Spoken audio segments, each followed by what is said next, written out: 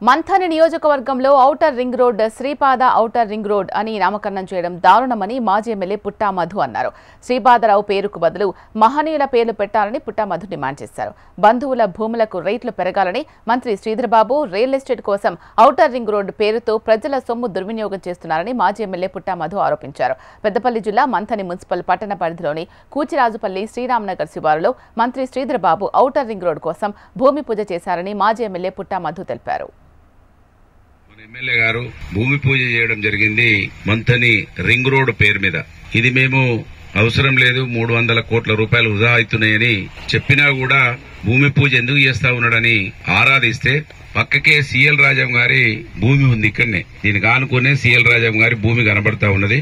వారి భూమి real estate లో తమ్ముడు దుద్దిల్ల శ్రీనుకు వాటా ఇచ్చి ఆ రియల్ ఎస్టేట్ నడిపించడానికి కోసం ప్రభుత్వ సొమ్ము ప్రజల సొమ్ము 300 కోట్ల రూపాయలను వృధా చేస్తున్నంతానికి నిలువెత్తు సాక్ష్యంగా కనబడతా ఉంది.